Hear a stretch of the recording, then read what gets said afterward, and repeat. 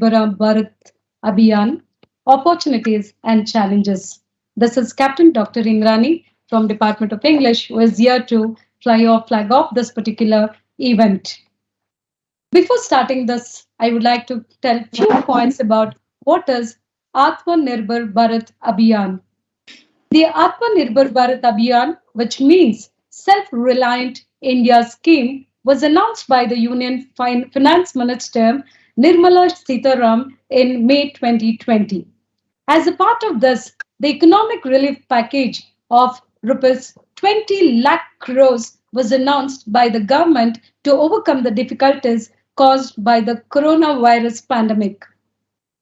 The importance of this is to know about the economy, infrastructure, 21st century technology-driven arrangements and system, demand, and vibrant demography.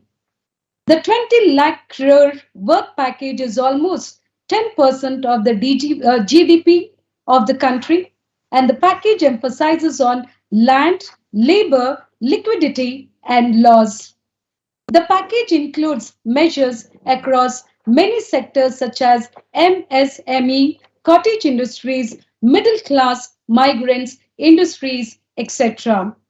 Several reforms are announced to make India a self-reliant economy and mitigate negative effects in the future.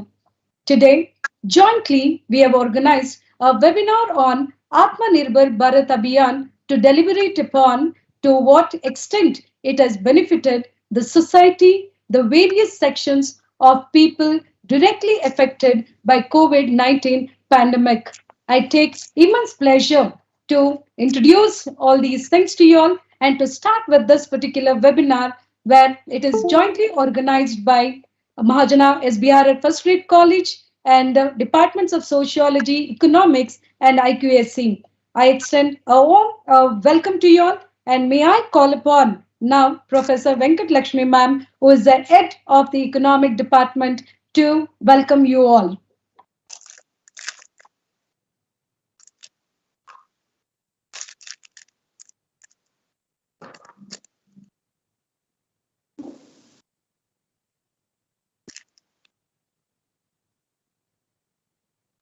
I extend a warm welcome to all the dignitaries, respected speakers, and participants who are virtually present for today's national webinar on Aatmnirbhara Bharath Abhiyan, Opportunities and Challenges.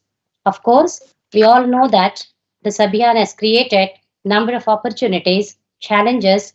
Also, it has impacted the society and people in several important ways. To discuss upon the same, we have invited renowned economist Dr. C.K. Renukarya, Dr. B. Gopal Singh, and a well-known eminent political scientist, Professor Muzaffar Assadi, sir. We are very proud and fortunate to have all of them in our today's discussion. Let me now introduce Dr. C.K. Renukarya to all. Dr. CKR is a former professor of economics. He started his teaching career in 1968 in Mahavir College of Mudabidre. Later, he joined PG Department of Economics, University of Mysore, and taught economics for the students of postgraduate degree more than 3 decades. And totally, sir is having 50 plus years of teaching experience. Besides teaching, sir is actively involved in research activities. Under his able guidance, more than 20 candidates have been awarded with PhD degree. Dr. CKR, being a prolific writer, has written and published around 50 books in economics, both in Kannada and English version. He has also taught the students of international universities visiting many of the foreign countries. With this introduction about Dr. CKR, I now welcome him, sir, on behalf of the institution and both the departments. I extend a warm welcome to you. Sir, I welcome you, sir. Thank you, Venkat Lakshmi, thank you. On the occasion of today's national webinar, we have invited another eminent scholar who is a very popular political scientist. So I find immense pleasure in introducing Professor Muzaffar Assadi, sir, to all of you. Sir started his teaching career in the Department of Studies in Political Science, University of Mysore in 1991, and he was promoted as a reader in 1994. Currently, he holds the position of Dean and the Faculty of Arts and Chairperson in the Department of Public Administration, University of Mysore. He obtained his postdoctoral degree from University of Chicago. Having immense potential and interest towards research activities, he has guided more than 10 PhD candidates and he has number of publications to his credit. He has also acted as resource person, chaired the sessions in the national and international conferences and seminars. Apart from this, his other accomplishments are he is the recipient of Karnataka Sahitya Academy Award. He has life membership in number of academic bodies and organizations. To name a few, Indian Political Science Association, Indian Institute of Public Administration, Karnataka Association of Political Science, and many more. Added to this, he has expertise in political theory, political sociology, new social movements, globalization, etc. With this brief note about Assadi sir, I would now extend a warm welcome to him. Sir, I welcome you wholeheartedly, sir. In today's webinar, we have another eminent academician and economist, Dr. B. Gopal Singh. Dr. Singh is having multi-degrees in his account. Along with BA, MA, MPhil and PhD degrees, he holds degrees in MBA and LLB too. He served as an assistant professor, associate professor in many of the government colleges in and around the city of Mysuru. Taught the students of economics in UG, PG and MBA courses for more than 4 decades. He has guided and co-guided more than 20 MPhil and PhD students. In addition, he has to his credit more than 30 articles which have been published in the national and international journals and 40 more articles in many of the newspapers. Dr. Singh has got an opportunity to interact with Nobel laureates and host of economists. To mention a few, Professor Amartya Sen, Professor Kenneth Arrow, Professor Schultz, Dr. Manmohan Singh, Dr. Y.V. Reddy, Dr. Brahmanan, and others. With these words, I would welcome Dr. Gopal Singh to our academic program. Sir, on behalf of all, I warmly welcome you. Thank you, madam. Thank you. I now welcome our president, Shri Muralidhar Bhagwat, Mahajana Education Society. A warm welcome to you, sir. I am pleased to welcome Honorary Secretary, Dr. Vijay Lakshmi Muralidhar, to this webinar program. Hearty welcome to you, madam. I welcome our CEO and academic advisor, Dr. S.R. Ramesh, on this occasion. I welcome you, sir. Hearty welcome to our beloved principal, Dr. B.R. Jaikumari, to the webinar program. I welcome you, madam. I heartily welcome all the participants, my friends, colleagues, and my dear students to this academic program. Thank you all. Thank you so much. And on behalf of everyone present over here, I extend a warm welcome to you, ma'am. Now it is a most awaited moment to listen to the keynote address. May I welcome and request Dr. C.K. Renukarya, sir, to deliver keynote address. Sir, over to you now, sir. Very, very good morning to everyone. Dear friends, Professor Assadi, Professor Gopal Singh, Dr. Venkat Lakshmi, Dr. Indrani, and the esteemed organizers of this important webinar. At the outset, I wish to congratulate the organizers for organizing this important webinar for the benefit of all our students. Now, this is a very interesting topic, a contemporary one also. Aatmnirbhara Bharath, challenges and opportunities. Now, Sir, please switch on the video, sir. I'm not on video, Singh. I'm not on video. There is some. Okay. No. Am I audible, Singh? Am I audible? Yeah. Yes, sir. Clearly audible. Okay. Yes, sir. You're audible, sir. Okay.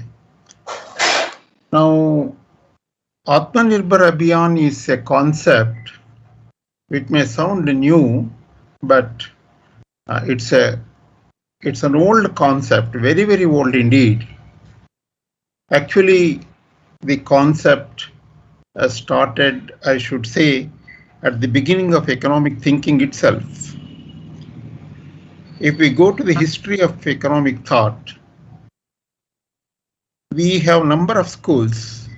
which have contemplated to find the solution to the problem as to what motivates economic growth, economic development of a country. Mercantilists, they were the first set of people to think as to how we can promote growth and development of an economy. They felt that it's only through trade that we can think of promoting growth. So every country should indulge itself in foreign trade, and free trade can promote economic growth. But later on, it was countered by another school of thought, physiocrats, and subsequently, the history records the name of the great economic thinker, Adam Smith, who championed the cause of free trade amongst all the countries.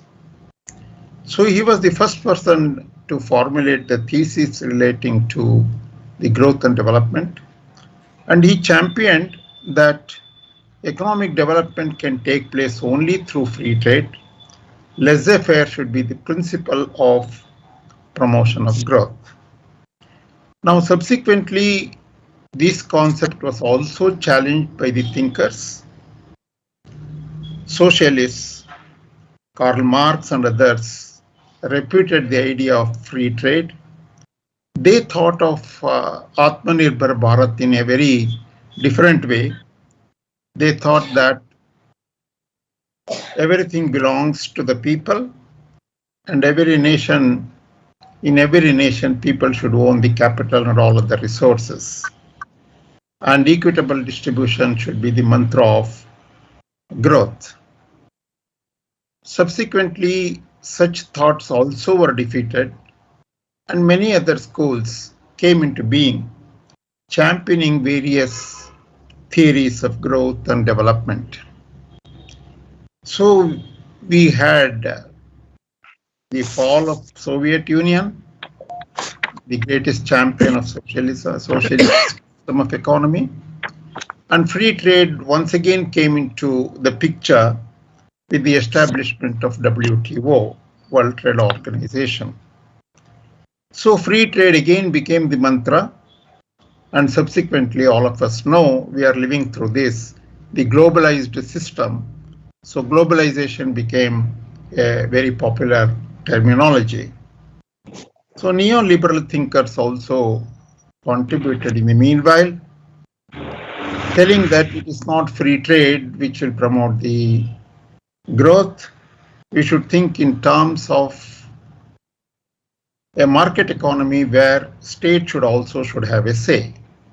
So we have passed through these paths, and we are still trying to find out what exactly promotes the growth of an economy.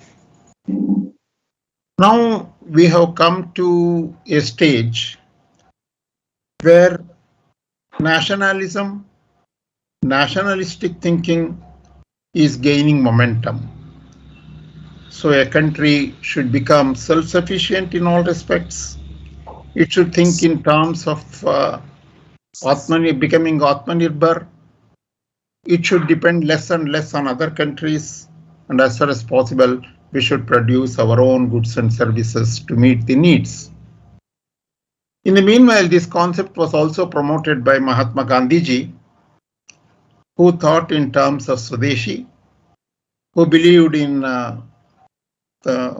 manufacturing goods and services that are needed for the local economy without depending on other economies or other markets. Now, if we think very clearly, we understand that no country can be in isolation. No country can be self-dependent 100%. It cannot happen because no country owns all the resources that it requires. It has to import goods and services which are not produced within the economy and export goods and services in which it has comparative cost advantage. So this is inevitable. Only the question is, what is the extent to which an economy can become self-dependent? Is it possible for an economy to become self-dependent to the tune of 70%, 80%, or 90%? So, when nationalism comes to the fore, the countries began to think that we should produce as much as possible. Particularly, it will be extremely difficult for a country during a wartime to dependent on their countries. So this idea is being promoted after the change of the government in our own country. This Aatmnirbhara Abhiyan concept has come to the fore. As Dr. Indrani clearly explained, Aatmnirbhar, it thinks in terms of promoting the resources of the economy and its optimal use in the different sectors of the economy. And whatever capital is needed, it will be pumped in to the system in various ways. Now, we have many challenges as far as Indian economy is concerned to become Aatmanirbhar. It's not easy for us. It's not easy for a country like India, which is so vast, which is mainly dependent on agriculture, which is a rural economy. For such an economy, it's not very easy to become self-dependent. It's not easy to become self-sufficient in all sectors of the economy. So we have many challenges and opportunities to become Aatmanirbhar. Now I briefly outline the various challenges that we have in our economy and also briefly hint about the opportunities that we have today. Now comes the challenges are many. For our country, it is extremely difficult to become self-sufficient.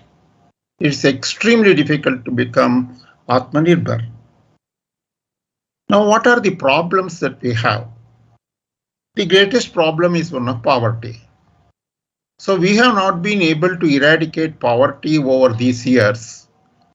And there has been a rising trend actually in terms of poverty. Now, how can we tackle this particular problem and make India Aatmanirbhar is one of the greatest challenges that we have. Now we have many solutions to this. We have been experimenting with many things. Maybe the direct money transfer or distributing food or the Mahatma Gandhi Yojana. All these are put into experiment in our country over the last decade. But with all this, we have not been able to get over the problem of poverty. So this is one challenge that we have in the path of our becoming Aatmanirbhar. How we should tackle this problem is a $1 million question. I'm sure my colleagues will throw light on this. I will only point out to the problems that we have and also the effort that are being made to eradicate these problems. So problem is has been an eternal problem for us. With the teeming millions of population that we have in our country and the resources that we have not been able to bring about a match between these two. The distribution system, all these are challenges to us. And unless we get over this particular challenge, which is basic, it is not possible for us to become Aatmanirbhar. The solution lies in skilling the people. The solution lies in making the teeming millions to produce something or the other, as Mahatma Gandhi said. Now it has very close relevance with the education system that we have. So multiple problems are there in the process of eradication of poverty. How best we can use the technology to get over this problem is also another challenge for us. Though we are making technological efforts to get over the problem of poverty. We have not made any inroads into this. Now, added to this, the latest report on hunger disturbs us. So, in the process of our becoming Aatmnirbhar, we have never addressed the problem of hunger. Malnutrition continues to be one of the greatest challenges that we have. So many a time we wonder the policies that are formulated in this country, whether they have reached the lowest strata of the people at all, whether we are really serious about becoming Aatmanirbhar, or whether we are serious about making richer section of the people much richer. This has been another important question which hovers around us when we talk of becoming Aatmanirbhar. So it has other dimensions also, poverty. The hunger and poverty problems have many dimensions.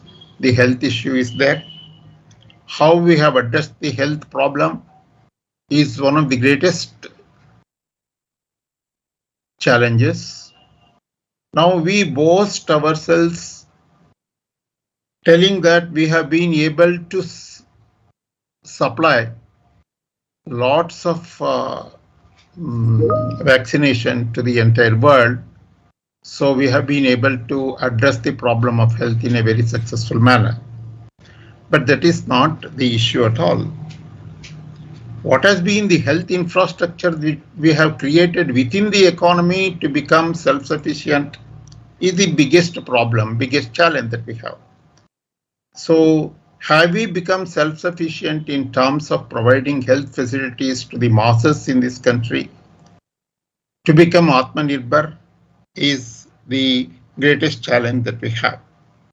So the next important problem is one of economic inequality. What is happening to economic inequality in this country? Have billionaires becoming much more billionaire? Is this the dimension of Aatmanirbharata?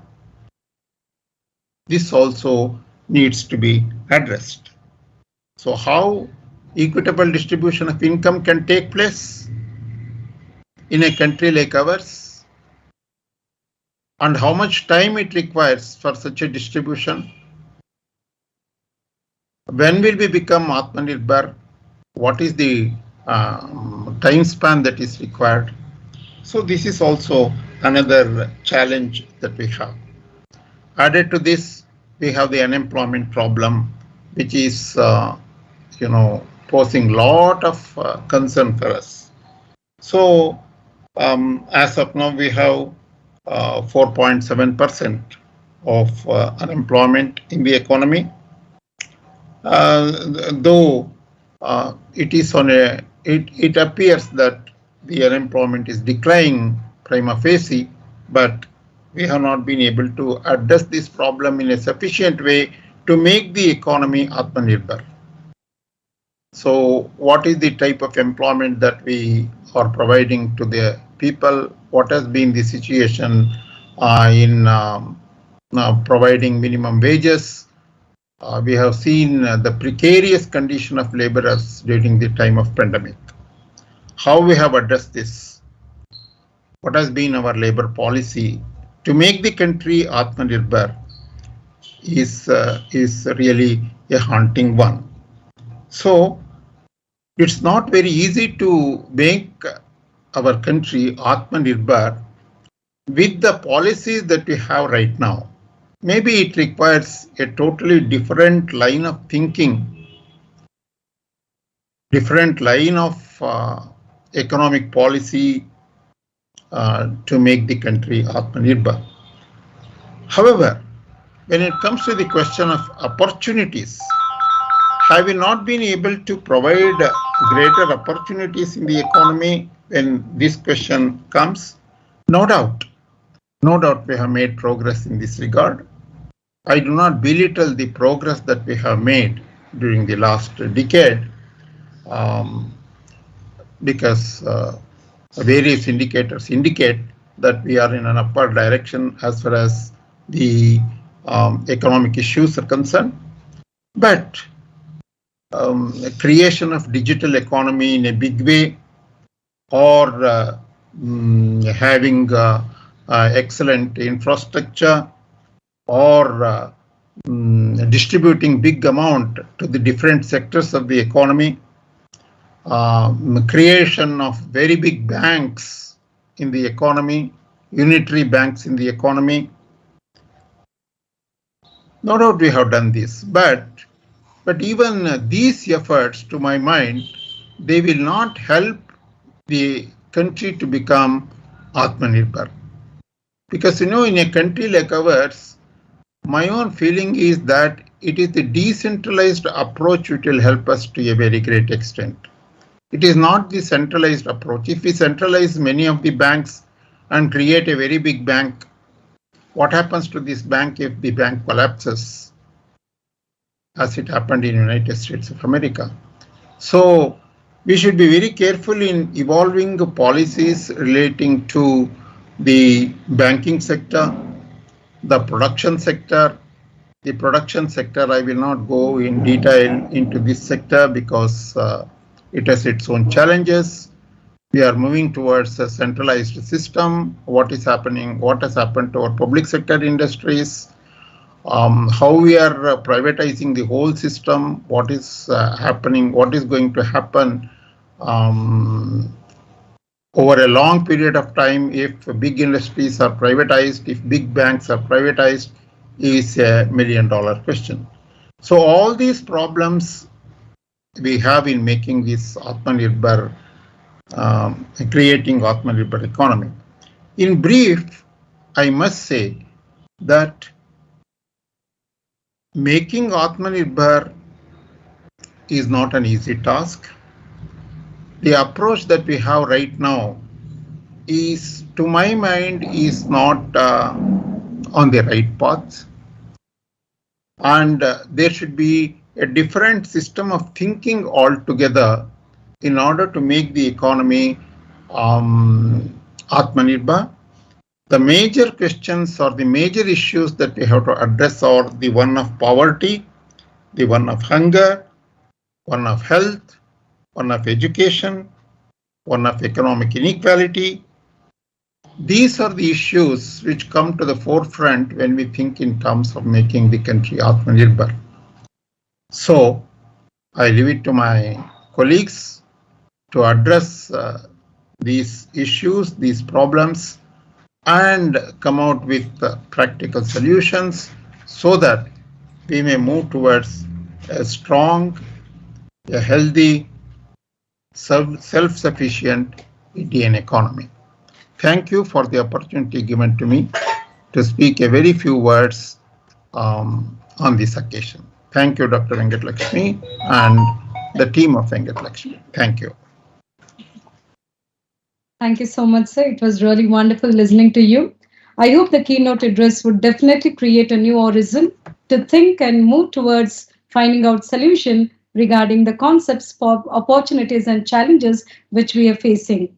So to put forward by this by our resource person, by a keynote speaker, Dr. C.K. Renukarya, sir. Sir, it is always a great economic feast to listen to you, sir. Thank you so much for this wonderful keynote address.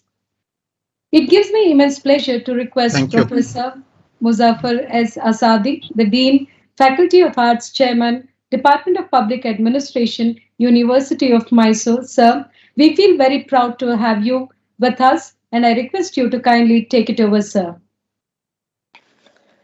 Thank you very much. In fact, in the middle of two giant economists, Professor Renukarya and Professor Gopal Singh, it is difficult to intervene. First of all, I'm not an economist.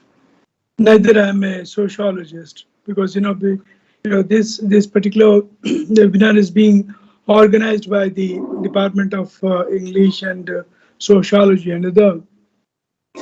So I'm not fitting into all these trajectories of interventions. But being a political scientist, how can I look into the whole issue about the Aatmnirbhar? Many of the issues Professor Renukarya has already talked about and stressed about how to overcome, and I know his perspective is basically from an economic perspective, but there are issues which are basically political, which we has not been able to talk about. For example, like when he talks about the adult space, he went into the history of Aatmnirbhara, going into the history of liberal economists and others. But whatever it may be, I'll come back to that a little later. But there are two important issues which are, I believe that they are political, which Professor Renukarya also focused on that. When particularly the recent debates that try to castigate India as most backward in terms of addressing the issues of the hunger and issues of the happiness index. If both are, I believe that issues of happiness indexed as well as hunger. That other day World Bank report came out. Its report is not simply non-political; it's political. Even though it's mainly because that there might be some element of inbuilt bias in that report. Particularly its global hunger index. India was pushed to what is called the 107th position out of 130 somewhere. What does it reflect? Does it reflect that we are not being able to address the issues of the hunger even after 75 years of independence? If we look at the child mortality and other things, it has increased. I would say that this is a political issue as such, because that's the reason why a political issue needs to be addressed politically, even though economic issue becomes primary in this particular whole debate. The second important issue that came to the forefront couple of days back is the what is it called, the human happiness index. It takes into account the GDP per capita, social support, life expectancy, freedom to make choices, generosity, and perception of the corruption. All these things, try to bring, come out with the what's called a happiness index. Why India is now placed 136, even though last year it was 139, now this year it is 136 out of 146 countries. And at the same time, India's happiness index is, when you compare to the Scandinavian countries like the Denmark, Switzerland, other countries, is much below. What does it mean? Does it mean that India is a failing state? This kind of argument was made in recent days, particularly immediately after the COVID-19. That was the time when the whole debate went on. We started looking at India as a failed state. Was it India failed state? Although it was a time, at that time, you have got this, Aatmnirbhara argument, Abhiyan came out.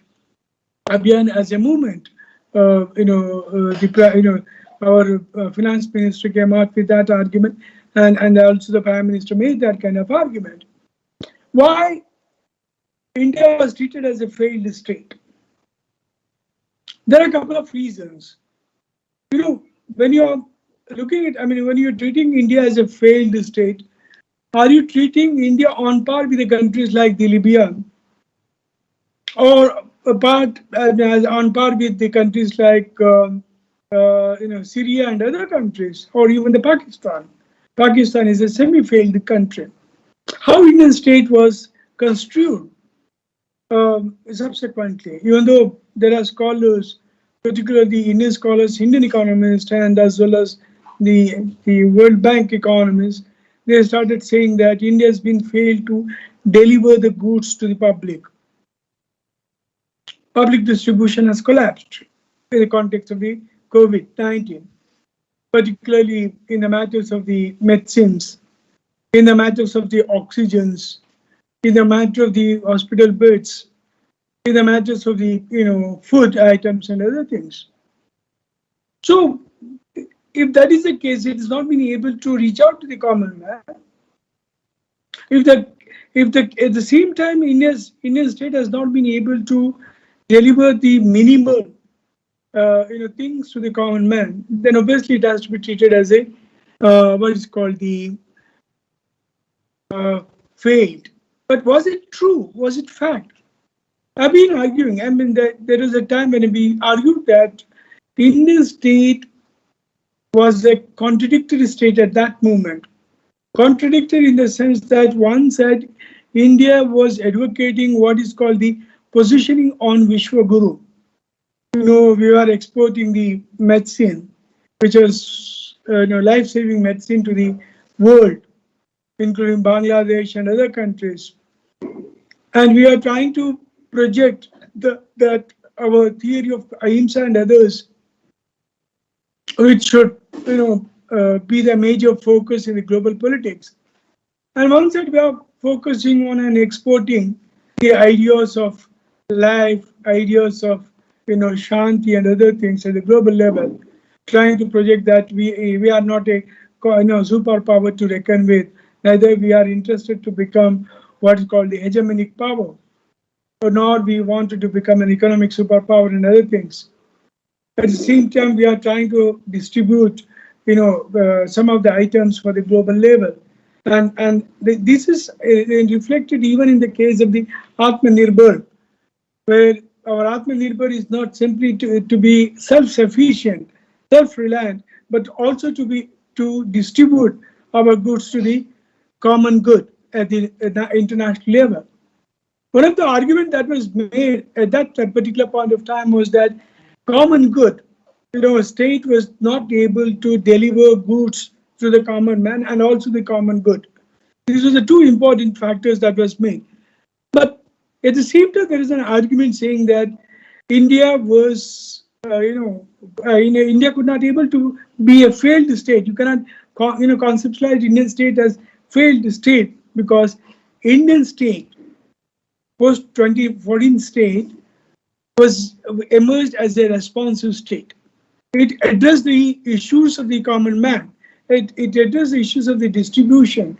It addressed the issues of public distribution immediately or justifiably, and that's the reason why. And at the same time, two important institutions helped India to overcome the problem of distribution. And it was the time when Aatmnirbhar was also talked about. One important institution was the courts, high courts, whether it's a Madras High Court or the Delhi High Court or Lucknow High Court, including the Bangalore High Court. They made the state to respond to the needs of the people.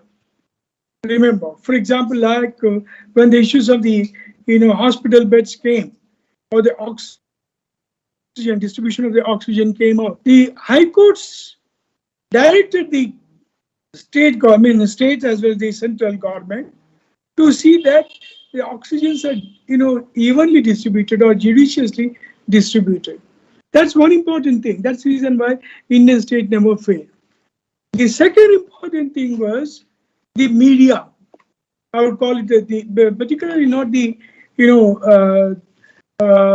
media, national media, which are looking at the state as a savior and other things. But there is a critical media.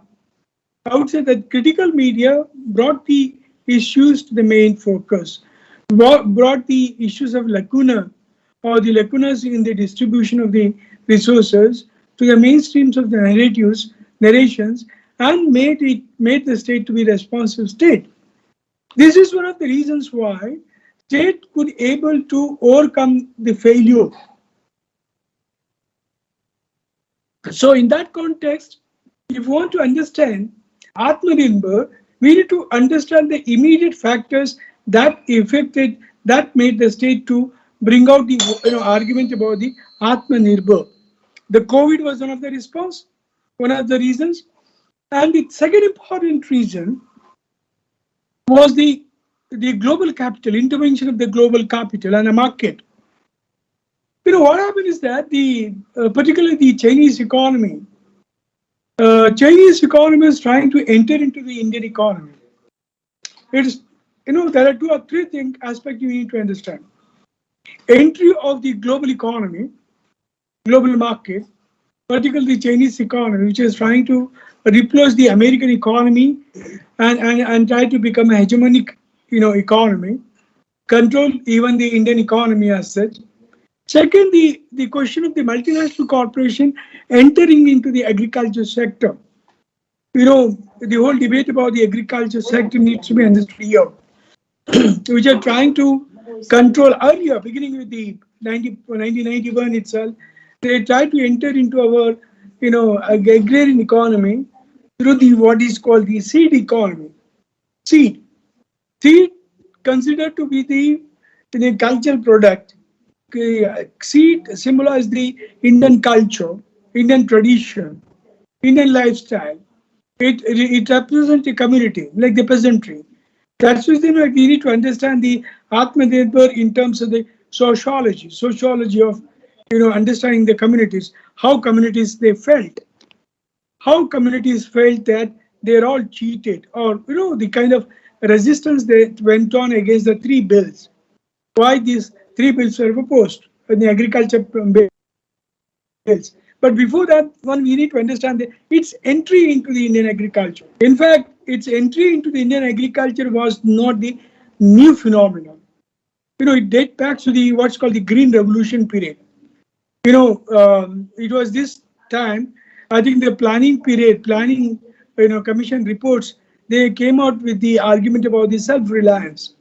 Even though we try to say that our planning issues right from the beginning, with Subhash Chandra Bose as the chairperson, including Nehru and Vishwesharaya, they all believed in the self-reliance of the Indian economy. In that case, one needs to understand the beginning of the argument in Indian context back to the nationalist movement itself, because the nationalist movement wanted to convert India into a self-reliance, which they did it, which they tried to do it through one Gandhian idiom. Gandhi talked about it. Gandhi talked about the rural economy, particularly about the Panchayat Raj system. Gandhi talked about it through the Hind Swaraj, autonomy to the villagers, self-reliances.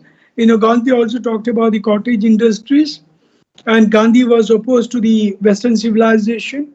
Gandhi was a critique of the Western modernity and others, wherein you find the alternative models coming in Indian context. Gandhi was talking about the alternative model. That model was called as the Khadi curtain. Remember, there are different models that were adopted with regard to the self-reliance. One was the Gandhian model, which was adopted in Indian context. The second model was the what's called the half-done socialist model that was adopted in Indian context. Particularly Nehruan model. Nehruan model brought in socialism, but that socialism is called half-done socialism. People like Gayatri Spivak Chakrabarti and others, they would call Indian socialism as Charana socialism, which was the socialism of the rich and the socialism of the poor, because the poverty level increased. Even though the poverty level has come down recently, in fact, in recent years, it is said that that's the United Nations said that Indian government, India, has lifted not less than 41 million population out of the poverty level, abject poverty level. But the number is too much for us. 41 million, particularly those who are living on $1.9 per day. But that doesn't mean that poverty is completely eradicated in Indian context. No, it has not been. Socialist model in that context collapsed because it could not able to, address the issues of poverty, hunger. So, but the numbers must have come down. Even it has not been able to address the issues of the land reforms, lands. Even though land, because that we need to understand this particular self-reliant issues in terms of the what the programs and the policies that the Indian government did after independence. One of the important issues through which it was trying to make the people to be more autonomous, more self-reliant, as more self-dependent was through the land reforms, which we cannot, what's called the negated. But the thing was that land reform issue was not the central subject; it was a state subject. Look at one thing is that our land reforms was not introduced at one particular go. It was introduced at different phases, beginning with the 1950s Anti-Zamindari Abolition Act. Then we had this 1970s. We have got the Tenancy Act. 1972 we have got what is called Land to the Tiller program. Then subsequently we had this what's called the Land Reforms Amendment Act, which would allow the what's called the special economic zones to operate in Indian context, for the simple reason that we are trying to attract the huge amount of foreign capital into the Indian agriculture or to the countryside. At the same time, we also allowed multinational corporations to enter into our agriculture sector through the what's called medium of intellectual property rights, and also through the seed technology. And also 1960s, you might be knowing about that we allowed the big companies to come in, particularly the fertilizers, insecticide companies to enter in. What will happen that one? What was the consequence that one? That by 1970s, we would be able to see the conflict emerging in Indian context. Our issues about the self-reliance, in fact, 1960s, we talked about what is called grow more food so that we can overcome the hunger. But was it true? Was it really happen? There are reports in Tanjore and other places saying that in the midst of the prosperity, the Dalits or the agrarian, laboring classes would catch, field rats to live, to survive on the basis of the field rats, which obviously means that we created a multiple India. One side we created rich farmers, a prosperous farmers. Another side we created what's called the backward, poverty-stricken, people, peasantry, the landless agricultural laborers. So we created this hiatus of prospered, binary opposition, prospered and denied, or advanced and backward, kind of India we tried to create. What happened to the other policies? Look at the education policy we tried to create in post 1947. We emulated the what is British, or the colonial policy on the education.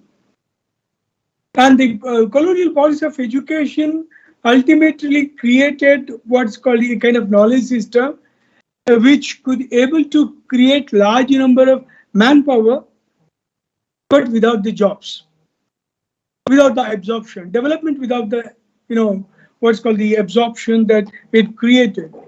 So even though it created what's called the different kind of knowledge system, where the autonomous institutions were created, like IIT, IIM, UGC, and other kinds of system that we created. But did it speak about our self-reliance, our path of growth? It did not teach people. It did not teach what Lenin talked about in his book State and Revolution, or Gandhi, who talked about the Nayi Talim. Nayi Talim would have bridged the gap between the mental gap and the physical gap. See, what happened is that we created a big hiatus, big gap between our knowledge system and our physical experience. We created the large number of graduates. For example, BA or MA graduates, we created thousands and thousands of graduates we created without interlinking them to the everyday life practices. That's what the paradox of our knowledge system itself. Neither we could able to create what Marxists would argue about the social equity. Marxist, even though, beginning with the Marx argument in the Communist Manifesto, we try to say that, how world has been exploited, how one country became prosperous, particularly, UK became what's one of the prosperous country at the cost of the colonial country. But it also talked about what is called the social equity, social, bringing the all the categories under the roof of socialism. So what happened is that our program of the socialism also failed. It's not only the Marxist variety, but other varieties of socialism also failed. Gandhian principles were not being able to adapt, whether in the case of the education. For example, the Nahi Talim we could not able to adopt into the Indian context. Neither we followed a single path of development. If you look at the path of development that we resorted after the independence, one side we resorted the capitalist path of development in Indian context. And at the same time, we could not able to resolve or eliminate large number of feudal structures at the grassroots level. What happened is that we created a hybrid economy where you have got the feudalism and the capitalism living together. Caste system, if I translate that whole into what's called the sociology of understanding, we retain the caste system. Caste identities became primary. Even today also, when we talk about the Aatmnirbhara, see the issues of the caste becomes very important in Indian context. One side we have the caste system, caste identities, caste conflict becoming primary in Indian context. At the same time, you also go for the development paradigm. Best case is I'll give one regional example of South Canara, Mangalore. Mangalore is the best example where development goes unhindered. Okay, it multiplies. It's one of the best place where the economy is linked. But at the same time, it is also a region known for the communalism. How do you reconcile the communalism, sharp communalism, and the development, capitalist development in a region like the Mangalore? Did they resolve? Did they compatible with each other? Did they try to what's called destroy each other? No, they are not doing it. They are rather mutually inclusive of each other. They live together. So that becomes a problematic even in the Indian context. So when the argument of the what's called the Aatmnirbhar came in post 2019, 2020, these issues were very much vibrant, very much apparent in the context of India. Theoretically, we are not able to reach out earlier, or we are not being able to come out with a single model because we believed in the hybridity of the models, Gandhian, socialism, Marxist, liberal, and all kinds of ideas, and we ended up in nowhere, and that's the reason why these are the two arguments of happiness index argument, or what is called the argument about the poverty index and other things, are the reflection of the failure of the other models. Now, what will happen if you look at the what's called the Aatmnirbhar? What are the challenges? Being a political scientist, how to look at the whole issues about the Aatmnirbhar? If you look at the way 20 lakh crore was pumped in, how do you conceptualize the state? Was the state suddenly became what is called aware of the fact that we are not being competitive enough at the global level? Were you not enough to come down our dependency on the global capital? Were we not able to emerge as Vishwagurus at the global level? So these are the fundamental issues that came up during this period. I would say that the Indian state once again became what is called the soft state. If I use this Aatmnirbhar with the 20 lakhs crore, money being pumped into the Indian economy to the different sectors, whether it's the sector like the defense sector, agriculture sector, or digital sector, or demography and other things, labor sector and other sectors, then obviously I would call this Indian state as the soft state. No, even though Indian government said that we are not soft, we are very hard.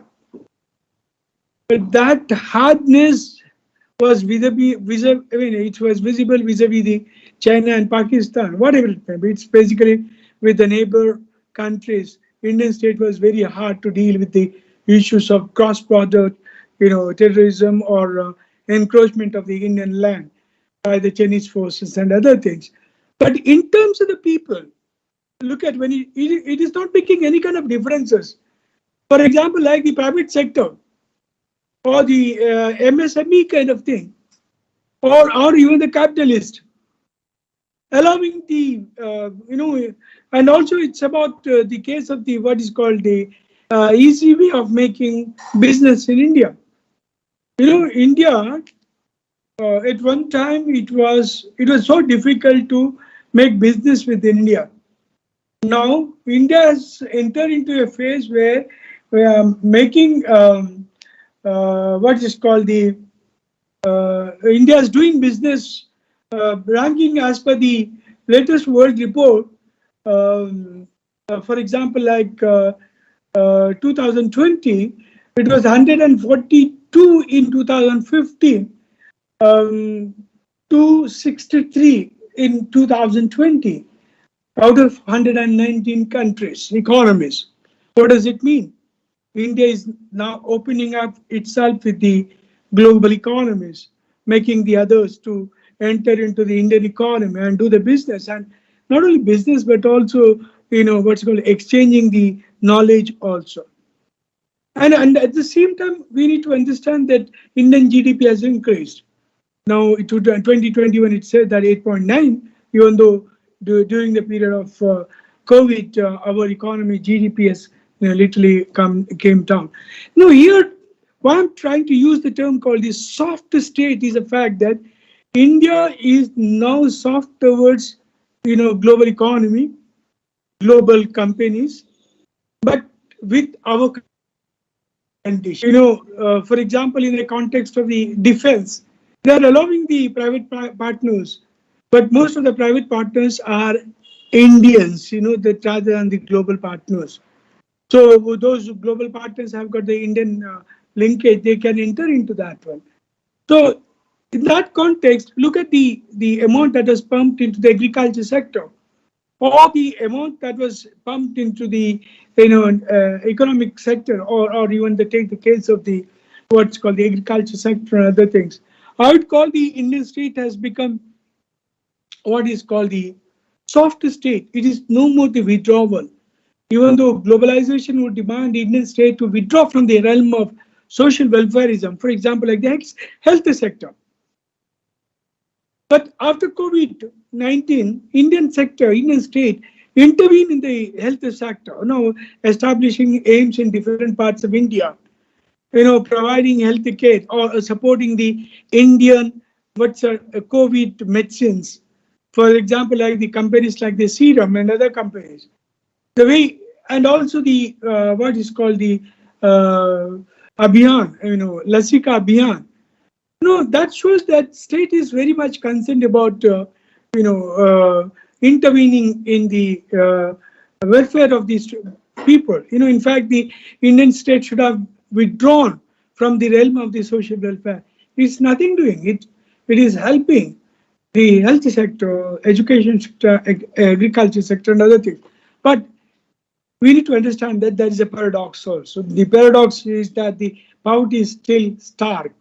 The human hunger index is much higher, and also the unequal, inequity is much higher. The second important thing is that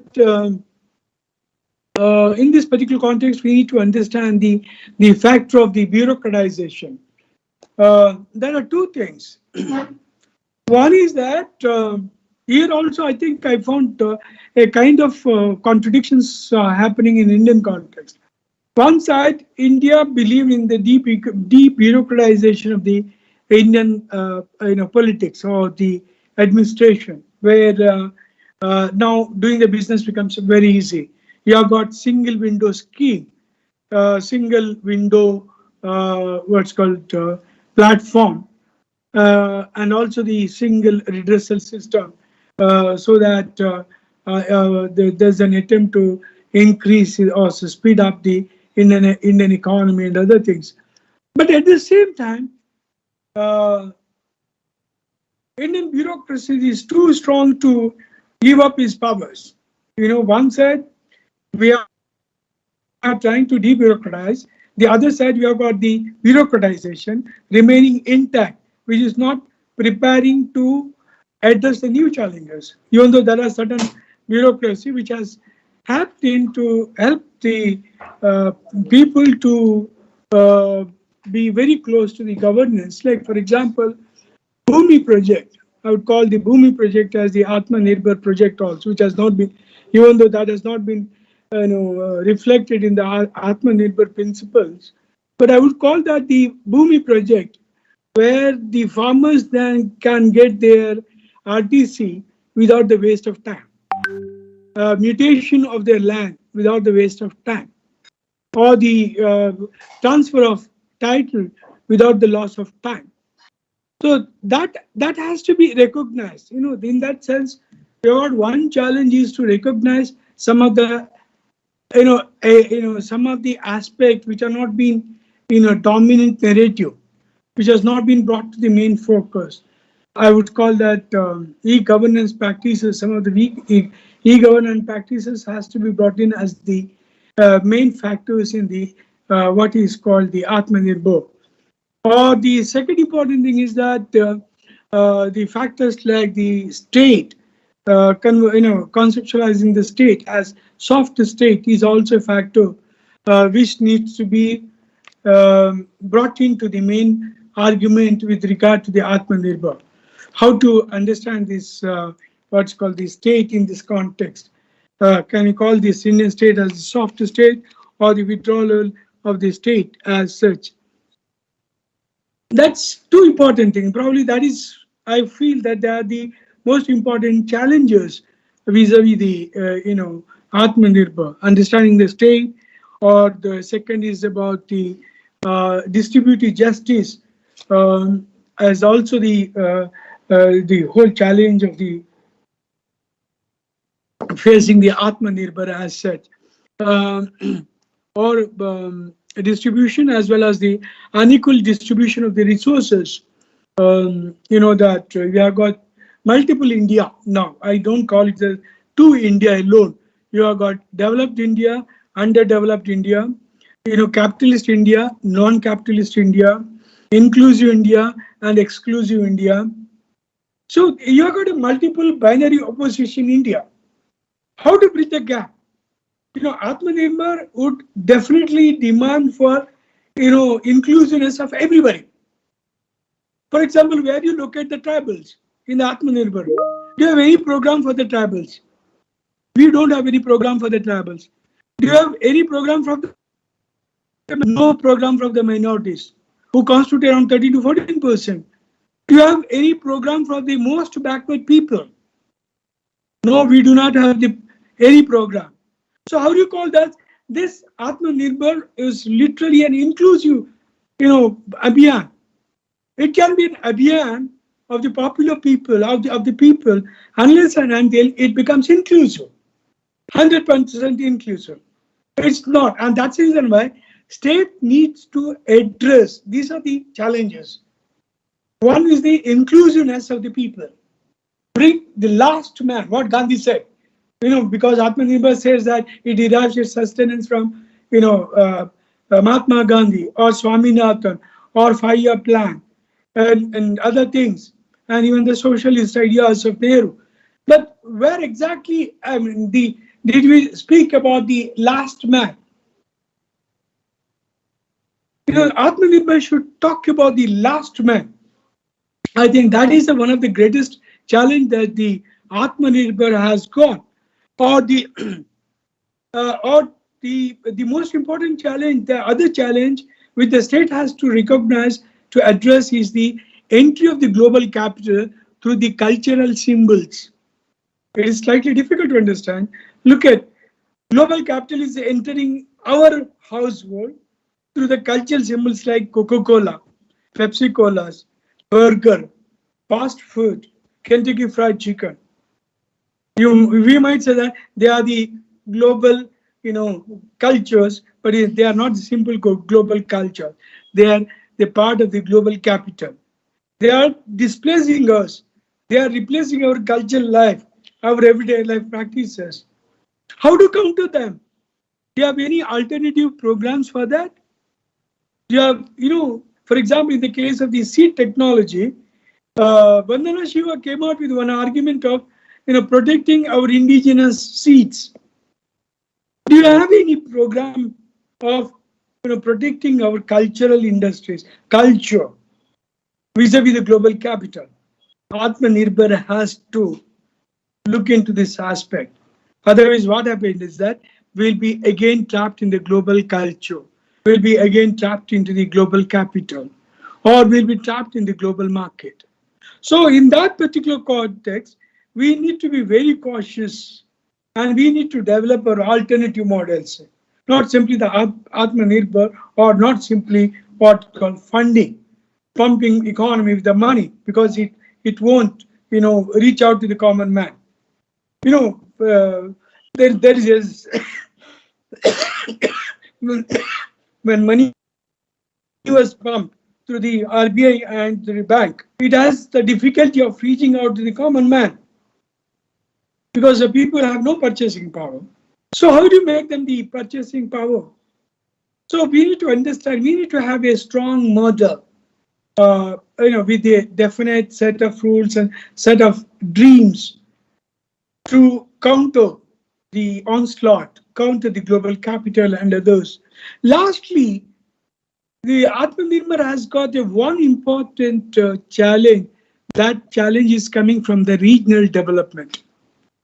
So our India is not highly developed, equally developed. It is unequally developed. There are unequal development in Indian context, regional unequal development. You have got the highly developed states. Southern states are far better in terms of the economic growth and purchasing power. But North India, most of the states have remained as Bimaru state, whether the Bihar, Orissa, partly Chhattisgarh and other things. In this particular context of uneven development, how do you make India self-sufficient and self-reliant? I think that is a major contradiction or the major challenge that the Aatmnirbhar would face in Indian context. So the challenges come, one is from understanding the state. What should be the state? How do you understand? The second challenge is that debureaucratization. We need to remove the bottlenecks. We must remove the different structures which are coming in the way of development. The third is the unequal distribution, unequal contradiction or unequal distribution of the resources. The fourth important challenge is coming from the global capital through the cultural means or the cultural symbols. And the last one is the regional underdevelopment or regional development, which doesn't mean that we don't have the, what is called the prosperity, or we can have the what's called the opportunities in the present context. We can be a global capital as such, unless and until we enter into what is called a model called Gandhi curtain. Let us not do the business with the other world. Export, up till couple of years. It's like, following the Chinese model. The Chinese model up till 1970 did not bother about having any kind of talk with the Western world. But after reaching a particular point, they started negotiating. Now they have become what's called, they are now threatening the American economy as such. So we should follow a model. Then we should stop doing business with the Western world. And after a couple of years, once we reach a particular threshold, then only you can do the business. I would call this model as the Khadi curtain model. That's one thing. The second important, opportunity that is available is that now anybody can begin the what's called the startup companies. Can start the startup companies, which the opportunities are available. Most important thing is that anybody can enter into this program. Anybody who has got the skill, anybody who has got the knowledge, who can enter into this Aatmnirbhar kind of thing. But the challenges are much more. Opportunities are very less because our growth has not been able to create job opportunities. Our growth has not been able to absorb the excess population in different sectors except the service sector. So that's the reason why we need to adopt a very cautious steps while advocating the Aatmnirbhar. To what extent we are literally self-sufficient, self-reliant, whether in the defense sector, agriculture sector, or digital sector, or any other sector. Unless and until we are very, very convinced about our self-reliance on self-development or self-sustainability, we should not go beyond. We should not, advocate that we have, coming. I mean, we have, arrived now with the full bang theory, so that we can be the Vishwa Gurus. We cannot be Vishwa Gurus until and until we solve some of the major issues in India. Thank you very much.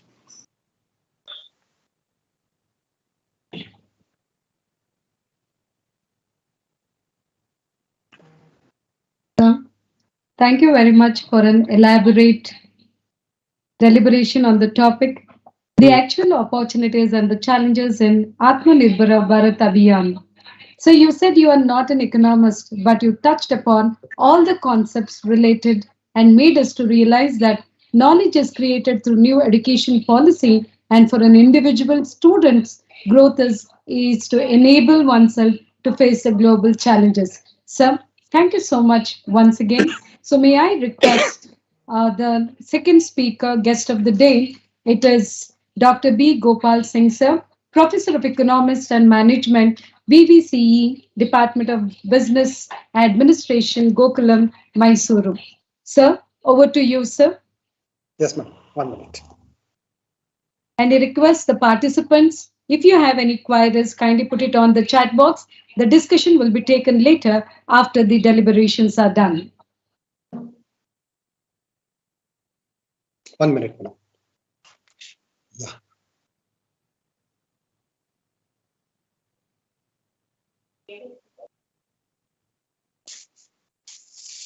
Hello. Yes, sir. You're audible, sir. Yeah. Respected President of the Mahajana Education Society, Muralidhar sir, CEO Ramesh sir, my PhD guide and my guru, Professor Renukarya sir, just now spoken Professor Muzaffar Assadi, Madam Venkatalakshmi, all the faculty members of the English and Sociology department, and the IQAC members. It's my pleasure to be here to speak on the Aatmnirbhara Bharath opportunities ahead. What I mean to say here is how we are going to have this Aatmnirbhara Bharath.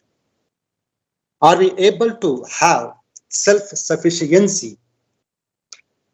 We will be able to have $5 trillion economy in the future. What should be our program for this $5 trillion economy? No doubt that our professor has just now said that we cannot completely be Aatmnirbhar. We cannot completely be self-reliant. We have to to some extent self-reliant. Say, for example, madam, is this screen sharing is visible? Sir, so you're audible, sir, but the screen what you're sharing, you wanted to, your PPT is not been seen on the like on the screen, sir. 1 minute. Share just right. Yes, sir.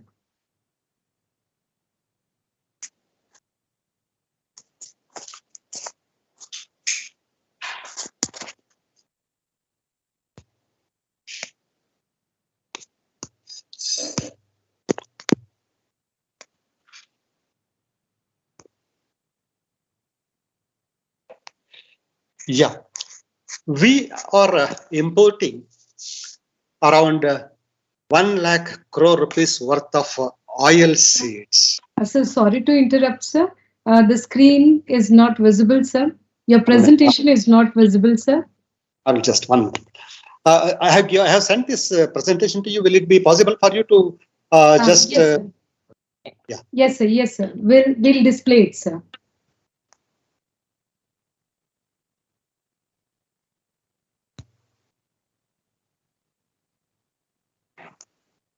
Madam, is it visible now? Yes, sir.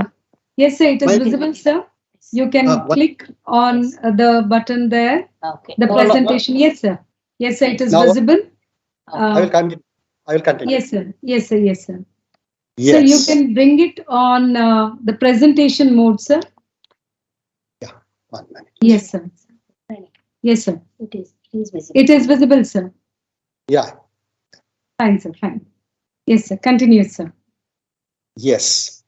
So, as our professor said, we cannot be completely independent and self-reliant because nearly out of total imports, 16% we import from China, 6% we import from USA, and from United Arab Emirates, we import 6% of our total imports. And Saudi Arabian countries, 5% of the total imports we import. Switzerland, 5%. Our balance of payment and our current account deficit also shows that our exports are less and our imports are high. In this situation, how far we can be self-sufficient with minus 26.72 billion US dollars trade deficit. Our imports are 61.16 billion US dollars. Exports are only $35.45 billion in September 2022. With this high gap in this current account and also merchandise exports and imports, how we can be self-reliant? There are many challenges, no doubt. But what I am going to speak here today is about the opportunities ahead. Yes, it is true that we import the food confectionery and sugar products from Brazil, Thailand, and Guatemala. We also import a sauce, jam, jelly worth $29.8 million worth every year.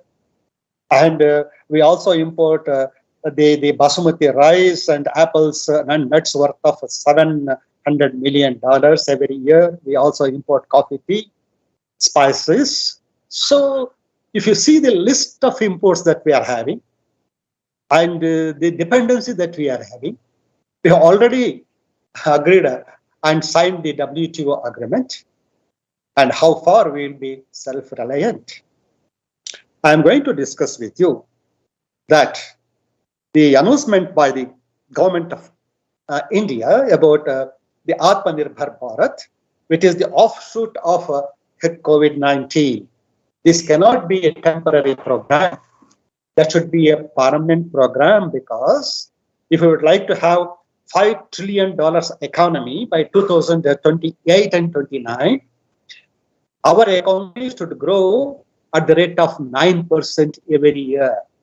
But during pandemic period, 19, 20, and 21, we have seen that the growth rate has got fluctuations starting from 6.5 to 7, likewise different estimates. So with 9% annual growth up to 2028 and 29, we will be able to have $5 trillion economy in India.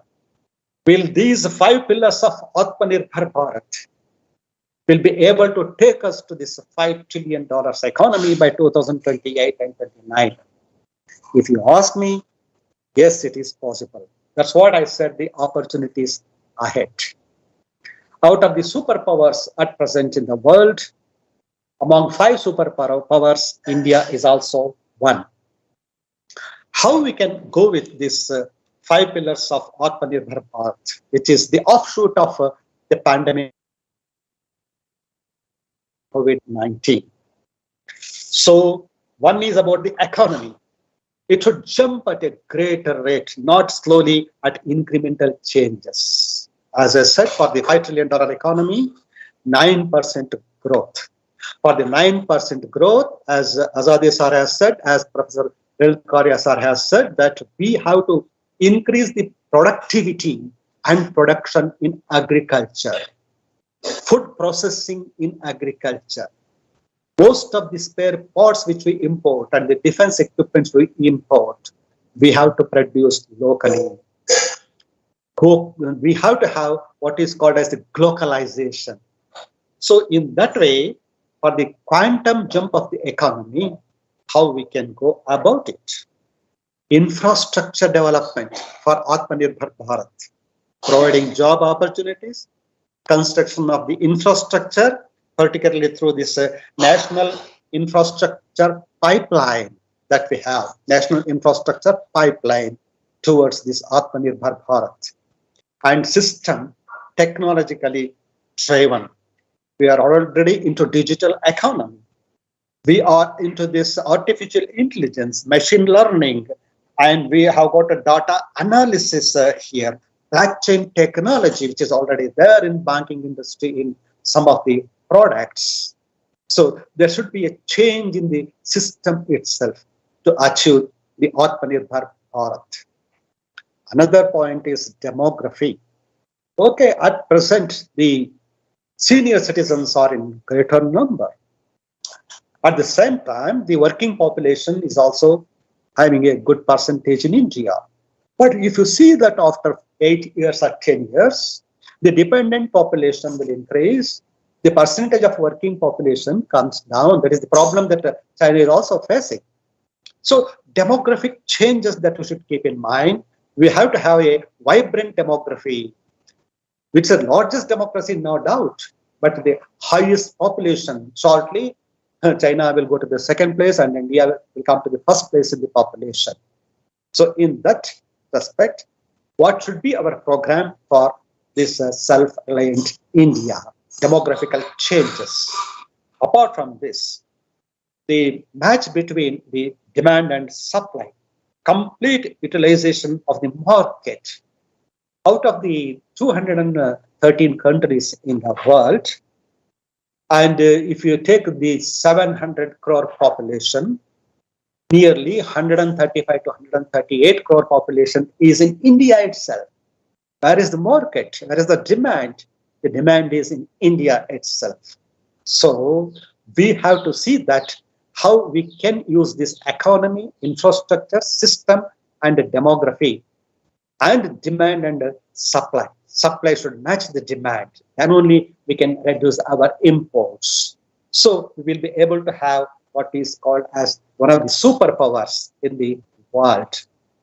As the madam who introduced the concept of Aatmanirbhar Bharat in the beginning, she said that there is in the pipeline of 20,97,053 crores for this project. So if you analyze this, the outlay for the different activities, will it be possible for India to become completely Aatmanirbhar? How we will go about using our opportunities? Is it only in these sectors? What about the other sectors? We know whatever this the outlay they have made about 20 lakh and add say crores, we see that the main concept is local. going local. Whether we will be able to produce most of the things that we are importing locally, do we have that technology? How many startups are able to help to sufficiently meet the demand locally? Is it essential for us that inevitably we have to import most of the products from the various other countries? So going local is that what is called as the changes in the tax structure. They are already into that. Tax incentives has to be given and preference for local products. So when we import sauce, jam and juice worth $29.8 million every year, how we are giving importance to the local products, how we are encouraging the agriculture, one should keep in mind.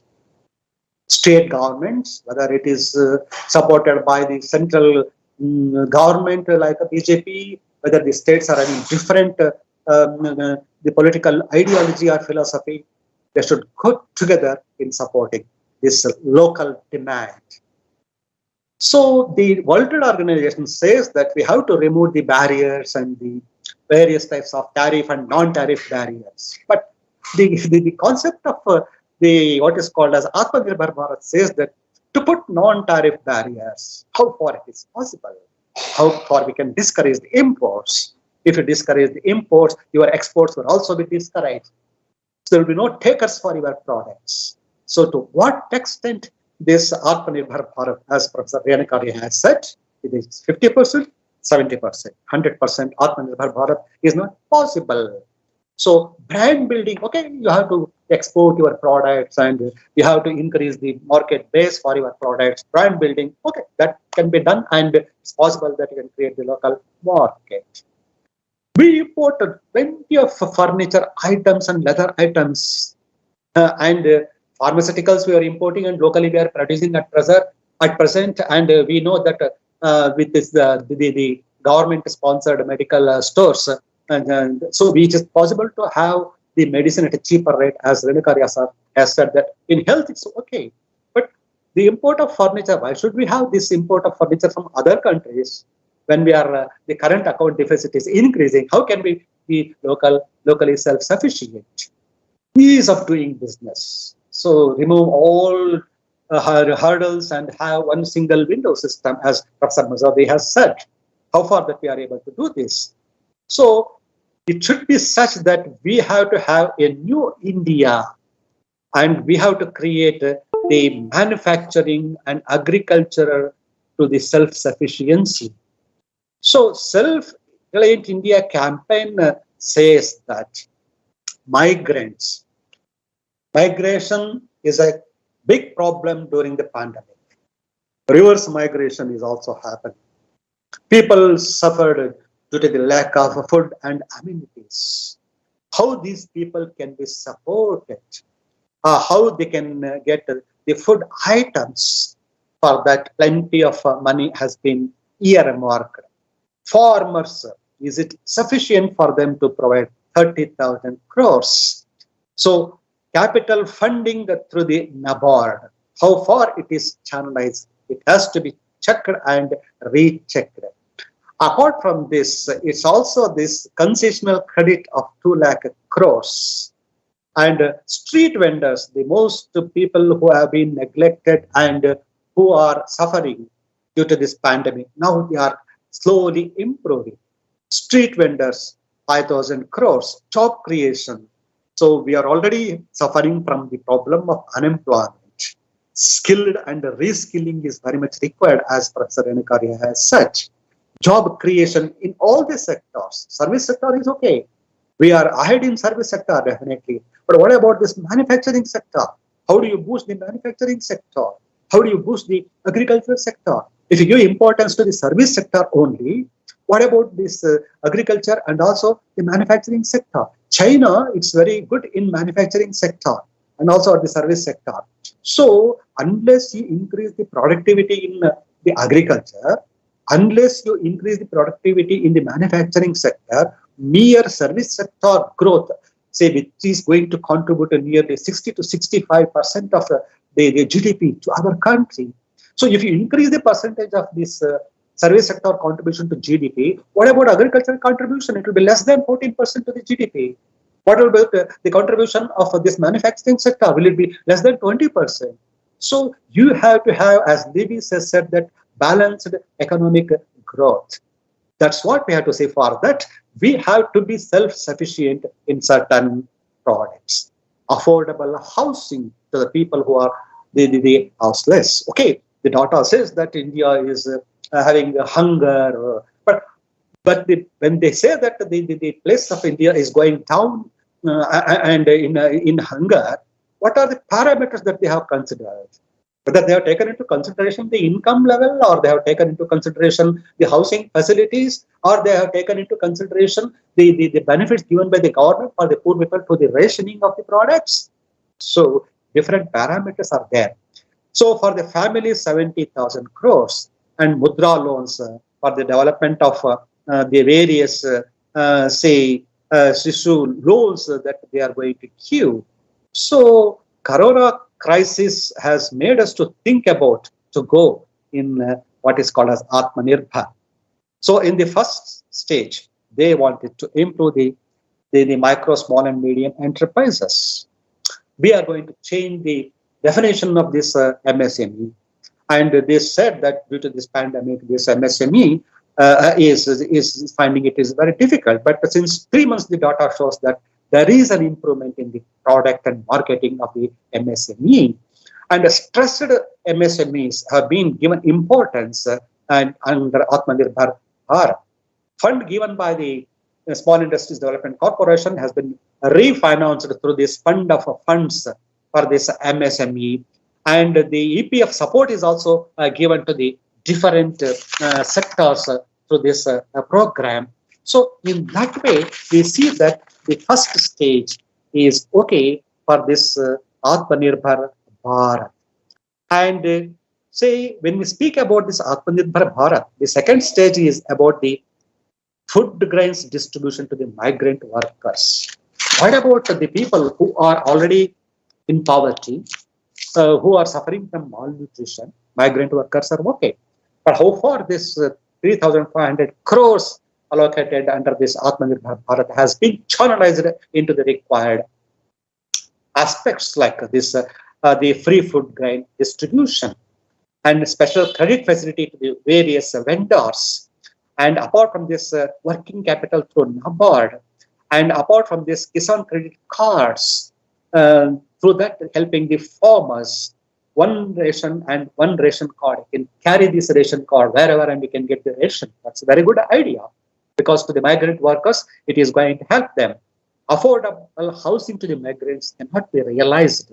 So RERA is there, is only for the well-built houses. What about this, the houses required for the middle class and below middle class or the poor class people? Housing, that policy has to be newly drawn.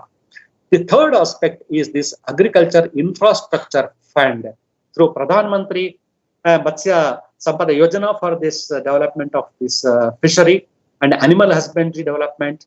Apart from this herbal cultivation, yesterday I was attending a startup where they were telling that cosmetics they are going to have what is got to this the snails with the secret what is called as this through their mouth, through the snails liquid they are going to manufacture this.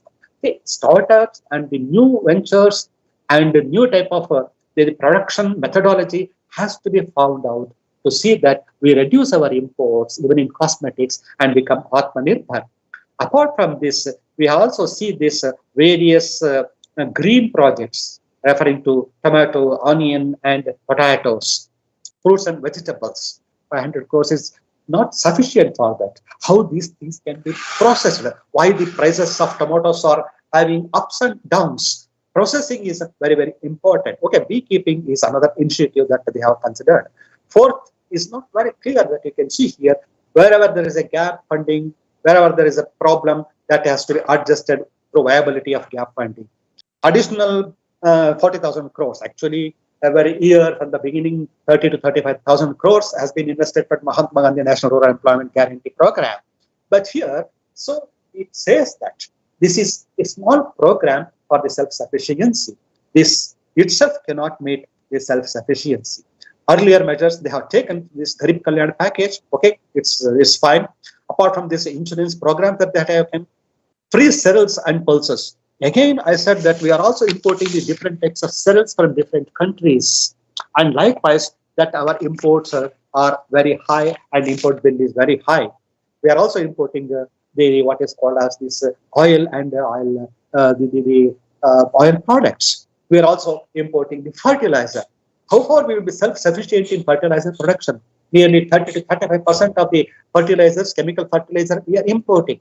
How far we can manage with the local fertilizer? When we come to the power sector, that we have invested crores of rupees for the power generation. Whether it will be possible to take into consideration the solar power. Apart from this solar power, wind power, how we can use it for this self-sufficiency has to be thought of. Direct cash benefit transfer to Jan Dhan. Jan Dhan is a very big argument with regard to the Jan Dhan. Opening of accounts and direct transfer of benefits. Okay, it is going to support the poor people. Apart from this, the credit to the low-income groups and collateral-free lending for women self-help groups. So likewise, it is said that the government is at what is called as Aatmnirbhara Bharath. RBI has also taken initiative with plenty of investment into the economy, raising the borrowing limits, liquidity facility to the various mutual funds, and moratorium on loan repayments has been also been done. Now, we know that these aspects and the offshoot of this pandemic that they have tried to become self-reliant. But apart from this, there are labor sector reforms, which is very, very, very much required. We had plenty of labor laws. Everything is being merged into the 5 labor laws. It's a good development because not only the industrial labor, but agricultural labor should also be taken into consideration. So they wanted to have what is called as the national floor wages. The wages, it cannot be reduced than the prescribed level, national floor wages. Apart from this, for all the workers to have this labor who are badly workers, who are temporary workers, and they will be given what is called as the appointment letter for the formal job. And very important is in the industries, occupational safety and health. So in this way, laborers and looking after the welfare of these people through labor laws, it is possible that we can increase the productivity so that we can become self-reliant and Aatmnirbhara Bharat can be achieved. Apart from this, the employer-to-state insurance coverage and mandatory to all the units, making it mandatory. Apart from this, completion of the 1-year service as against 5-year service.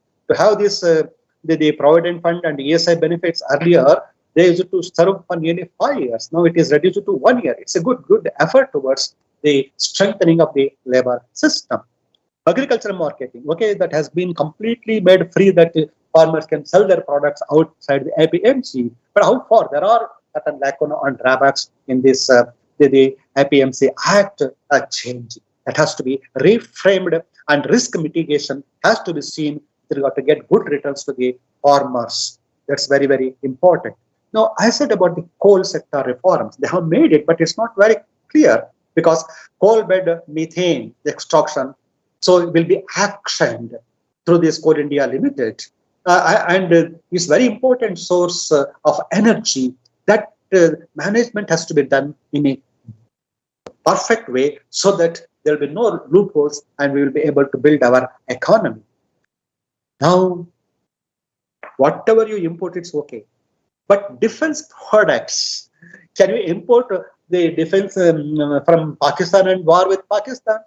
Can you import the defense products from the neighboring Russia and you can see whatever you import, it's okay. But for the particularly defense production, you should be self-sufficient. Many spare parts, many machinery, many defense equipments, we are still importing. And weapons, we are not producing, but we have banned certain weapons. And now the encouragement is given by the central government and state government that whatever the small units they produce as the corollary or as a spare parts to this defense industry, that will be given plenty of incentives through subsidies. So ordnance factory board has to be done that they say. and they are increasing the FDI limit to this manufacturing sector in this defense production. So these are the things that the government of India is taking towards this Aatmnirbhara Bharat, aircraft and airspace sector. No, this airspace that they are trying to make it as what is called as this privatization, world-class airport through PPP, the public-private partnership. And it has to go. Aircraft maintenance and repair, overhauling, MRO, that should be taken into consideration at a faster rate. Technology-driven education. We are into this national education policy. So in this national education policy, the professors of practice will be invited into the colleges. It's a great change that we are making. So how far? See, we are, at the same time, we say we are going to be self-reliant, but we are allowing the foreign universities to come and dominate in India. No doubt this digital revolution has created this online crisis, and we are able to learn globally. But at the same time, we see that we are changing the language of instruction to the medical colleges, because Madhya Pradesh already said that the education for this medicine, MBBS is given to this Hindi medium. In case they want to do this post-graduation and they want higher studies, how it is possible to have in the local language? It has to be thought out in a step-by-step. Prime Minister e-Vidya program for the electronic methodology through TV channels. Certain TV channels are specified for this education. Mano Darpan, another psychosociological support for students. National Foundation Literacy and Numeracy Mission, which has launched in 2020, that every child attains learning levels at least by 2025. That's the program under education. So Aatmanirbhar need not be only in the economy, but should be in the education sector and also in the social sector, as Assadi was telling that we have got the social strata, social differences, rich and the poor, and the majority class and minority class. So these things should be kept in mind, that we have to achieve the $5 trillion economy. So the next step is ease of doing business. So insolvency procedure has been completely changed. So insolvency, earlier it was less than 50 lakhs. Now it is said that up to 1 crore, they will normally declared as insolvent, so that it will be closed or taken over by the government. And insolvency resolution framework for the MSME is also done. So whoever violate the Companies Act, they will be, say earlier, criminalized. Now it is decriminalization of the violation of the Companies Act. So in that way, we see that a list of strategic sectors requiring the presence of PSC, public sector enterprises, in the public interest will be notified and set. So we say that India is going to become self-sufficient. What is the word they use? Vocal for local. That's the buzzword that we have, vocal for local. How it can be done after the post-COVID. And here, Indian entrepreneurship must be freed from the shackles, adopting suitable governance models and reforming laws. So how we are going to prepare the model for this? Swadeshi, are we going to revive this Swadeshi? How far and in what way? Is it the removal of globalization? No. Is it complete localization? No. It is the combination of both. Globalization is another the buzzword through which we will be able to have Aatmanirbhar. No, the Aatmanirbhar Bharat is criticized on the ground that our imports cannot be reduced completely and we cannot increase the exports, and figures whatever they say that they are all false. They criticize like this, that Aatmanirbhar Bharat is not viable, they say. And they say that the investment made about 20 lakh crores is not sufficient. That should be more. Actually, it is year by year the allotment of money will be made. Credit easing is done, and credit easing will take different steps and ease of doing business. They say that it's very slow, it has to be speeded up. So demand is not stimulated, they say. No, there is the criticism that they say. And package given to the MSME is a regular package given, nothing changed, it is criticized. So Make in India campaign, it has to be remodeled, but it's not done properly, they say. So self-reliance, like most countries, following this principle of globalization since LPG 1991, globalized world shrank into the isolated countries in the COVID-19 period. It is yet to be seen if self-reliance can be adapted as viable economic policy by countries like India after the COVID-19.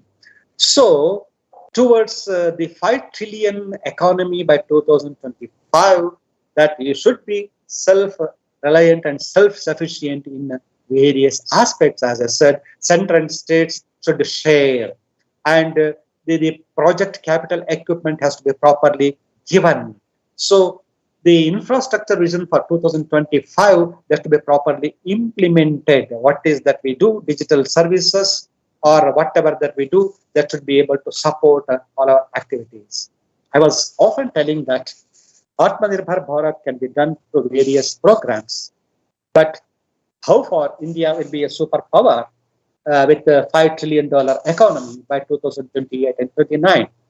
Superpowers basically are the countries with global influence and power. Are we able to have the word, the global guru, as Professor Assadi was telling? So, remove and neglect all political philosophy. Is this possible that already in the health that India is at a global level? It's a global guru. And in various health aspects, particularly with regard to the yoga, and India is at the stage of global guru.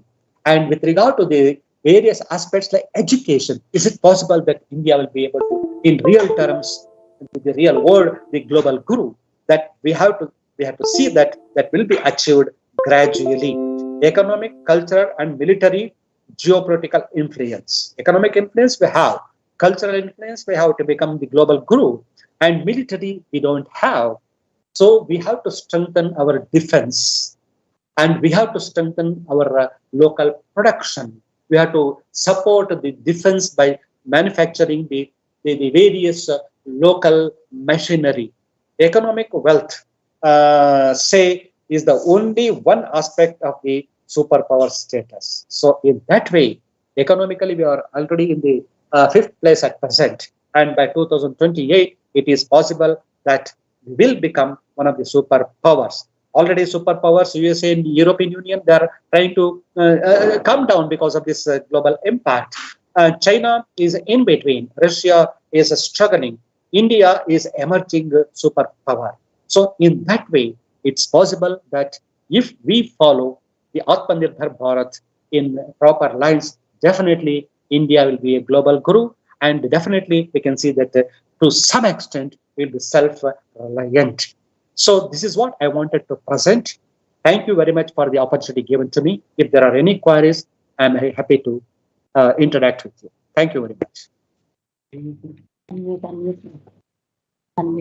Sir, I extend my profound gratitude for a lucid presentation where you said, offshoot of pandemic, the question you raised whether Aatmnirbhara Bharath Abhiyan would really be Aatmnirbhara. Yes, it is possible. Among 5 superpowers, India is one, and the opportunities that has been raised and the challenges have been made very clear through your presentation, sir.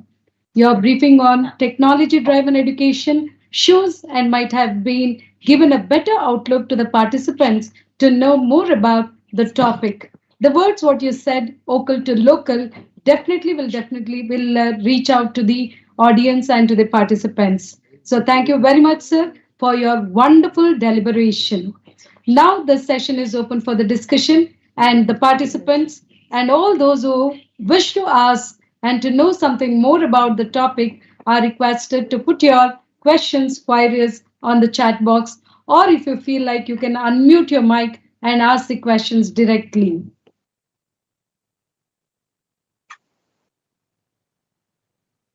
I request the participants, if you have any queries, to put it up in the chat box, or you can unmute your mic and you can ask the question.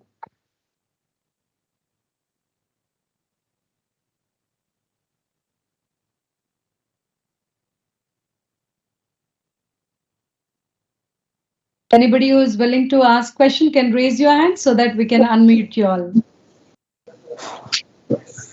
Hello, dignitaries. I'm audible. Yeah. I'm Demant from SPRR Mahajana College. Sir, I had a question that what will be the role of Aatmnirbhar Bharat concept in regional and cultural development? Thank you. Definitely, it should start at the regional level. Either it is cultural or educational or social, economical, it should start at the regional level. So cultural level, we are already at the highest pinnacle with regard to the Aatmnirbhar Bharat. Regionally, we have to see that institutional development is very, very important. Through the institutions, through the organizations, it is possible that from the bottom to the top, we can go. So I do endorse your view that it should start from basically from our house, from our village, from our town. Regionally, it should start, then we can reach the pinnacle. Yeah. Thank you, sir. Sir, I had another question, the last question. Yeah. Sir, are open market economy and Aatmnirbhar concept are interlinked or they are differ? Thank you, sir. It's a contradictory because open market means allowing the global market to enter into your market. Aatmanirbhar is self-sufficiency. It's very difficult. It's very difficult to make a coincidence of these two. That's why I said in the beginning, this agreement we made with the WTO is contradictory to what we say as the Aatmanirbhar Bharat. We cannot restrict the market. So it is quite contradictory, this globalization and Aatmanirbhar Bharat.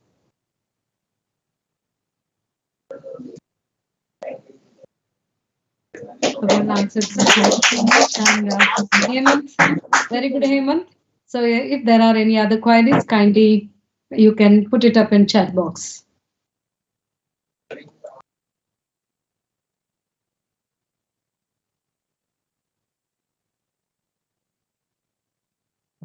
If anybody wishes to ask question, can raise your hand so that we can unmute you all.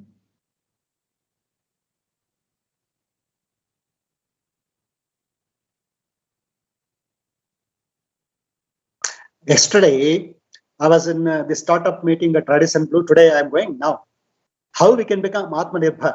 One person has developed an app, whereas he is going to take into consideration all what is called as this hair cutting clinics in India into one app. And through that, they wanted to develop it. So I said about this mucus of this snail. They use it for this manufacturing of the cosmetics. This is a wonderful concept that I yesterday saw. Today also I am going, that how we can become Aatmanirbhar through startups. Wonderfully answered, sir. Can we proceed if there are any questions? No questions. I think we can proceed with the concluding part segment of the webinar.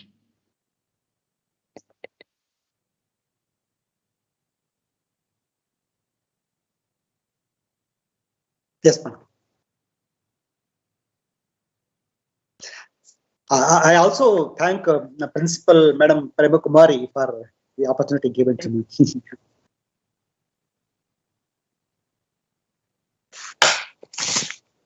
Yeah, sir.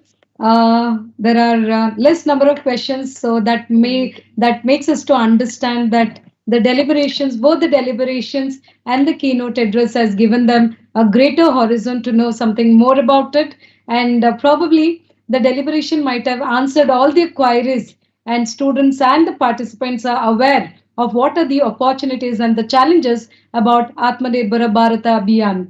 So thank you so much for all the triple stars, which whom I actually just said that the webinar has been shined and reached to the level of all these understanding of the students and the participants to know more about the opportunities and the challenges. Yes, India, we feel very proud about being an Indian, and along with this, these particular concepts which has been introduced on this digital era definitely is an answer to those COVID pandemic situations. So based on these things, let me just come to an end of this particular segment. And now I would like to call upon one of my good friends, Professor Radha ma'am, from Department of Sociology to to propose vote of thanks. Ma'am, over to you, ma'am. Thank you, Indrani. Good afternoon, one and all. I would like to propose vote of thanks on behalf of SPRR Mahajana First Grade College, Department of Sociology, Economics, and IQAC. I like to take this opportunity to express my immense gratitude to Professor C.K. Renukarya sir, renowned economist and director Puja Bhagavat Postgraduate Center, Mysore, for delivering a keynote address. Thank you, sir. My special thanks to our resource person, Muzaffar H. Assadi, Dean, Faculty of Arts, Chairman, Department of Public Administration, Professor of Political Science, University of Mysore, for sharing your analytical views and observation on Aatmnirbhara Bharath Abhiyan, opportunities and challenges, sir. With all your busy schedule, you have given an informative, timely. Thank you, sir. I extend my immense gratitude to Professor Gopal Singh, Professor of Economics and Management, VVCE, Department of Business Administration, Gokulam, Mysore, for your enlightened speech. Thank you, sir. I thank the valuable presence of Sri Muralidhar Bhagavat, President, Honorary Secretary, Dr. Vijayalakshmi Muralidhar, Madam, MES, and CEO Dr. S.R. Ramesh, sir. My special thanks to our principal, Dr. Jaikumari Madam, for supporting and guiding us to conduct the programs in the college. I thanks all the participants who have participated virtually. Hope this webinar created a new horizon to know more about opportunities and challenges of this Abhiyan. I sincerely thank all the heads of the various departments of our college, teaching and non-teaching staff members for glorifying the webinar. My special thanks to Dr. Indrani for anchoring the program very meticulously. Thank you, ma'am. Thank you, ma'am. I sincerely thanks Mr. Manjunath, System Admin, and Rajendra Ashok, technician, for their technical support during the conduct of the event. I would be failing in my duty if I do not thank my students who have made this day possible. Once again, I thank one and all wholeheartedly for making this event a great success. Thank you. Thank you, madam. Ma'am, thank you so much for your wonderful gratitude which has been expressed.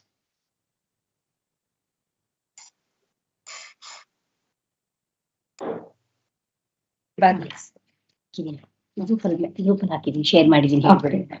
We have come to the last segment of this. I thank everyone for giving your patience listening over here.